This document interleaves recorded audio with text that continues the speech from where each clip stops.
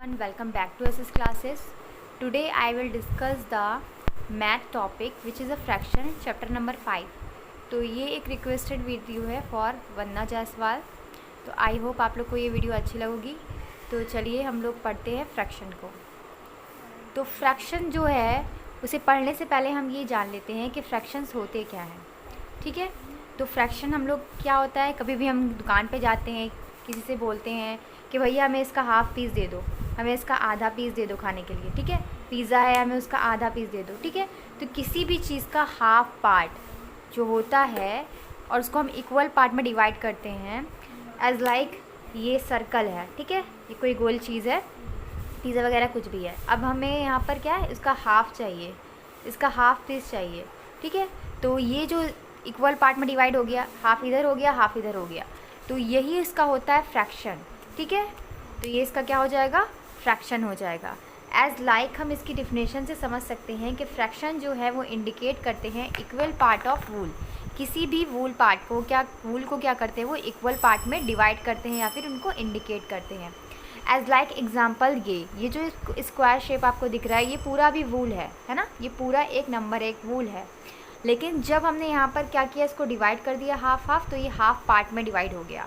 और ये जो हाफ पार्ट है, अब उसको हम लिखते कैसे हैं, ये जो पहले एक पार्ट था, फिर अब ये दो पार्ट हो गया. ठीक है. तो यहाँ पर हाफ पार्ट जो इसका हुआ है, तो एक पार्ट ये, एक पार्ट ये, यहाँ पर दो पार्ट हो गया ना. तो जो वूल होता है उसको हम नीचे से शो करते हैं.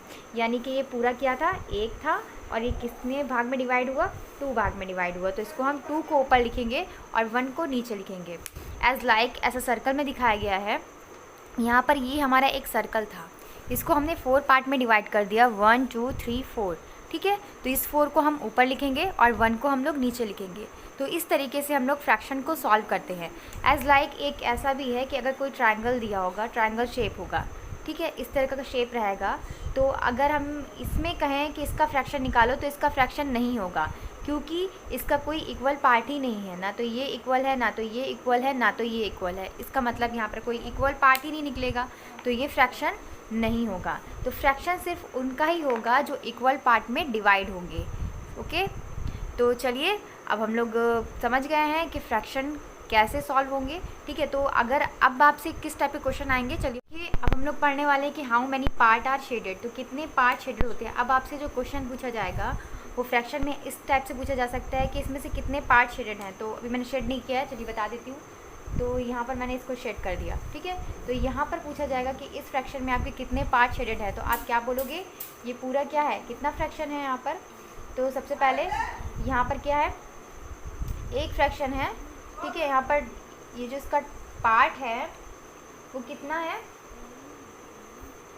यहाँ पर इसका 2 पार्ट है, जिसमें से कितना पार्ट शेडेड है, 1 पार्ट शेडेड है. मतलब ये फ्रैक्शन जो है वो 2 पार्ट है और इसका पार्ट कितना शेडेड है, वो 1 पार्ट शेडेड है.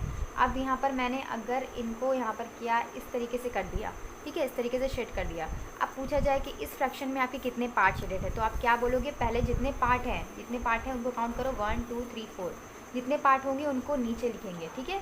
तो ये 4 नीचे आ जाएगा, 4 पार्ट है, 1 2 3 4. अब इसमें से कितने शेडेड है, तो 3 शेडेड है. तो हम आंसर क्या हो जाएगा, 3/4. ओके. अब जैसे यहाँ पर है, तो यहाँ पर मैंने ये 2 कर दिए. ठीक है. 2 शेड कर दिए. अब यहाँ पर इस फ्रैक्शन में पूछा जाएगा कि कितने पार्ट शेडेड है, तो आप क्या बोल दोगे कि इसमें पहले कितने पार्ट है, 1 2 3 4. 4 पार्ट है, तो 4 पार्ट इसको हम लिख देंगे, जिसमें से 2 पार्ट शेडेड है, तो हो जाएगा 2/4. तो इस तरीके से क्वेश्चन आएंगे कि how many part are shaded. तो क्या मतलब कितने पार्ट शेडेड हैं. तो अब आपको क्वेश्चन किए जाएंगे कि हम शेडेड पार्ट को मतलब कितने पार्ट शेड हो सकते हैं उनको शेड करो. तो कैसे होंगे, चलिए बताते हैं. अब हम लोग कैसे शेड करते हैं किसी भी पार्ट को. ठीक है. तो आपको इस तरीके का क्वेश्चन दिया रहेगा. ठीक है. इसमें से इस तरीके से दिया रहेगा, नंबर दिया रहेगा कि 3/4 है. अब इसको शेड करो, इसमें से कितना पार्ट शेड होगा. तो मैंने बताया था जितने पार्ट होते हैं 1 2 3 4, वो तो नीचे हमारा डिनोमिनेटर में आता है, और जो ऊपर वाला पार्ट होता है न्यूमरेटर, उसको हम फिल करते हैं, उसको शेड करते हैं. यानी इसमें से 4 में से 3 पार्ट शेडेड हैं, तो हम 3 पार्ट को, कोई भी 3 पार्ट को शेडेड कर सकते हैं. हम इसे भी शेड कर सकते हैं, इसमें कोई प्रॉब्लम नहीं होनी चाहिए. हम इधर भी शेड कर सकते हैं, चाहे इस साइड से शेड करें चाहे इस साइड से शेड करें. हमें 3 पार्ट शेडेड करने हैं, तो हम कोई भी 3 पार्ट शेड कर देंगे. तो ये बहुत ईजी क्वेश्चन है और ये कॉन्सेप्ट मैं आपको इसलिए समझा रही हूँ क्योंकि ये फ्रैक्शन में अगर आप कॉन्सेप्ट समझ लोगे तो आपके लिए एक्सरसाइज लगाना बहुत ही ईजी हो जाएगा। तो ये इसीलिए मैंने इसे इंट्रोडक्शन वीडियो बनाया है फ्रैक्शन का। तो आई होप आप लोग को ये समझ में आ रहा हो। ये हम लोग देखते हैं कि कितने टाइप के फ्रैक्शन होते हैं। तो टाइप ऑफ फ्रैक्शन जो होते हैं, जितने आपके सिलेबस में दिए हैं मैं उसी को डिस्कस कर रही हूँ। तो आपके सिलेबस में 5 फ्रैक्शन दिए हैं, तो मैं इसे भी डिस्कस कर रही हूँ। तो like fraction, unlike fraction, proper fractions, improper fraction, equivalent fraction. ठीक है, तो ये 5 टाइप के फ्रैक्शन होते हैं। अब हम लोग एक एक को पढ़ते जाते हैं कि लाइक फ्रैक्शन क्या होता है, अनलाइक फ्रैक्शन क्या होते हैं, प्रॉपर फ्रैक्शन क्या होते हैं, इम्प्रॉपर क्या होते हैं और इक्विवेलेंट फ्रैक्शन क्या होते हैं। तो सबसे पहले लाइक फ्रैक्शन। तो लाइक फ्रैक्शन वो होते हैं जिनके डिनोमिनेटर जो होते हैं वो सेम होते हैं। लाइक फ्रैक्शन वो होंगे जिनके डिनोमिनेटर क्या होंगे, सेम होंगे। जैसे 7/8, 4/8, 3/8, 9/8। तो यहाँ पर आप जितने भी नंबर देख रहे हो उनके जो डिनोमिनेटर है, डिनोमिनेटर किसे बोलते हैं आपको ये पता ही होगा कि डिनोमिनेटर जो होता है वो नीचे वाला पार्ट होता है। इसको हम लोग बोलते हैं नीचे वाले पार्ट को डिनोमिनेटर, और ऊपर वाला पार्ट जो होता है वो न्यूमरेटर होता है। ऊपर वाले पार्ट को हम न्यूमरेटर बोलते हैं और नीचे वाले पार्ट को डिनोमिनेटर बोलते हैं। तो जितने भी लाइक फ्रैक्शन होंगे उनका डिनोमिनेटर जो होगा वो सेम होगा। क्या होगा, सेम होगा। डिनोमिनेटर मतलब नीचे वाला जो पार्ट होगा, डाउन वाला जो रीज़न होगा वो क्या होगा, सेम होगा। तो कुछ और एग्जाम्पल ले लेते हैं, जैसे 3/2, 4/2, 5/2। तो यहाँ सब में क्या है, डिनोमिनेटर क्या है, सेम है। ठीक है, तो ये जितने जिसके अगर कोई आपसे पूछिएगा कि लाइक फ्रैक्शन क्या होते हैं, तो लाइक फ्रैक्शन वो होते हैं जिनके डिनोमिनेटर क्या होंगे, जिनके डिनोमिनेटर सेम होंगे, उनको हम लाइक फ्रैक्शन बोलेंगे। अब बात आती है अनलाइक फ्रैक्शन की। तो अनलाइक फ्रैक्शन वो सारे पार्ट होते हैं जिनके डिनोमिनेटर जो होते हैं वो डिफरेंट होते हैं। जैसे 2/4, 4/8, 6/3, 9/4। तो यहाँ पर क्या है, जो डिनोमिनेटर हैं वो डिफरेंट है। ठीक है, तो जब डिनोमिनेटर डिफरेंट होंगे तब हम उन्हें बोलेंगे कि ये अनलाइक फ्रैक्शन है। Okay, clear. पढ़ेंगे प्रॉपर फ्रैक्शन। ठीक है, तो प्रॉपर फ्रैक्शन क्या होते हैं, चलिए पढ़ते हैं प्रॉपर फ्रैक्शन क्या होते हैं। तो प्रॉपर फ्रैक्शन वो होते हैं जिसमें न्यूमरेटर जो होता है वो छोटा होता है डिनोमिनेटर से, मतलब डिनोमिनेटर बड़ा होता है और न्यूमरेटर छोटा होता है। इसका एक एग्जांपल लेते हैं, 6/9, जहाँ पर ऊपर वाला पार्ट जो है वो न्यूमरेटर है, ये n है, और नीचे वाला पार्ट जो है वो डिनोमिनेटर है। ठीक है, तो यहाँ पर क्या है कि जो डिनोमिनेटर है वो न्यूमरेटर से क्या है, बड़ा है।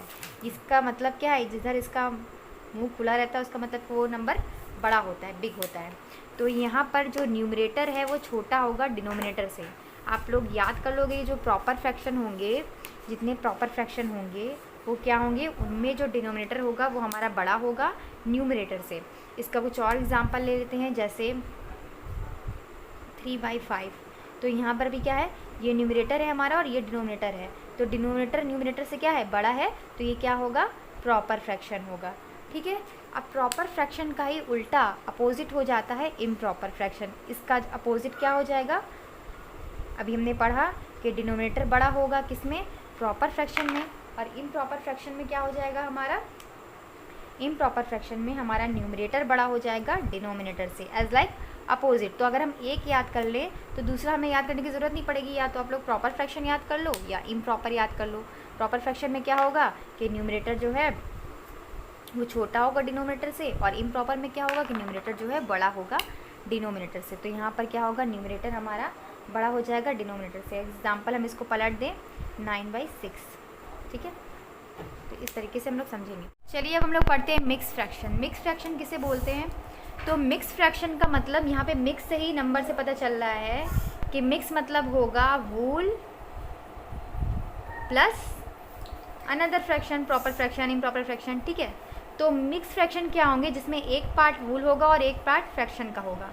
ठीक है, जैसे कि हम लोग ऐसे नंबर देखते हैं ना, 3 1/4, 4 1/2, ठीक है, 2 2/4, समथिंग ऐसे हम लोग देखते हैं क्वेश्चन। तो ये सारे जो पार्ट होते हैं ये क्या होंगे, मिक्स नंबर होंगे। जो इस तरीके के नंबर आपको दिखाई देंगे उनको हम बोलते हैं मिक्स नंबर।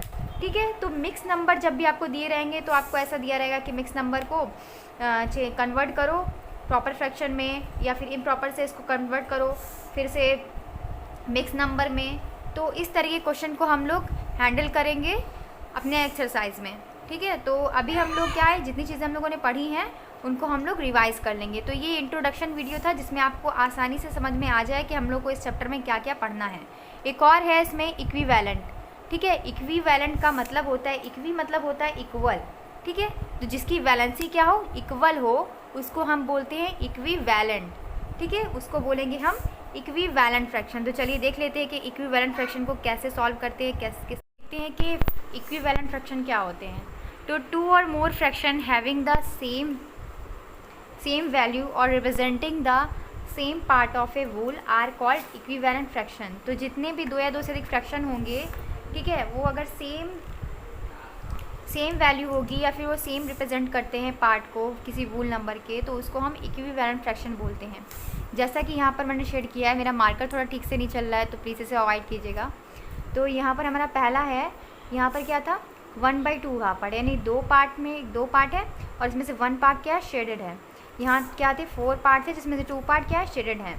यहाँ 6 पार्ट थे जिसमें से 3 पार्ट क्या है, शेडेड है। तो यहाँ पर हमें जो दिखाई दे रहा है 1 2 3, वो एक इक्वली पार्ट में डिवाइडेड हो रहा है, 1 में, फिर 2 में, फिर 3 में। तो इसे हम बोलेंगे इक्विवेलेंट फ्रैक्शन। इक्विवेलेंट फ्रैक्शन में क्वेश्चन इस टाइप के आते हैं, चाहे मैं इसको ले लेती हूँ 3/6 को, बोले जाएगा आपको कि 3/6 के 3 या 5 या 4 जितने भी इक्विवेलेंट फ्रैक्शन लिखो। तो हम लोग क्या करेंगे, इसकी इक्विवेलेंट फ्रैक्शन हम लोग को कैसे लिखने हैं, चलिए मैं आपको बता देती हूँ।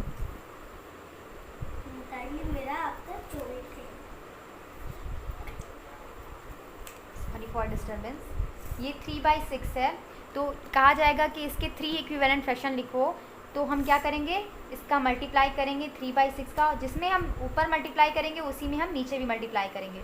तो यहाँ हम 2 से करेंगे, तो ऊपर भी हम लोग क्या करेंगे 2 से करेंगे। यहाँ हो जाएगा 3/6 इंटू 3, यहाँ हो जाएगा 3/6 इंटू 4, ठीक है। तो इस तरीके से हम लोग सॉल्व करेंगे, उसके बाद लिख देंगे 3 2 जा कितना हो जाएगा 6 अपॉन 6 2 जा 18, 6 2 जा 12, उसके बाद 3 3 जा 9, 6 3 जा 18, उसके बाद 3 4 जा 12, फिर 6 4 जा 24। तो ये हो जाएंगे इसके इक्विवेलेंट फ्रैक्शन। इसका मतलब है इक्वली हम लोग किसी नंबर में क्या मल्टीप्लाई करना है हमको। ये इस तरीके से क्वेश्चन आ सकता है कि इसके मल्टीपल लिखो, 3 मल्टीपल लिखो, या फिर इस तरीके से भी आ सकता है कि इसके 3 इक्विवेलेंट फ्रैक्शन लिखो। तो इस तरीके से हम लोग सॉल्व करेंगे। और एक और पार्ट होता है इसका जिसमें हमें बताना होता है कि कोई भी नंबर इक्विवेलेंट फ्रैक्शन है या नहीं, वो हम लोग एक्सरसाइज में डिस्कस करेंगे। तो आई होप आप लोग को मेरी ये वीडियो थोड़ी सी भी अगर हेल्पफुल लगी हो तो प्लीज़ इसे लाइक एंड सब्सक्राइब कर दीजिएगा मेरे चैनल को। Okay, thank you, keep watching.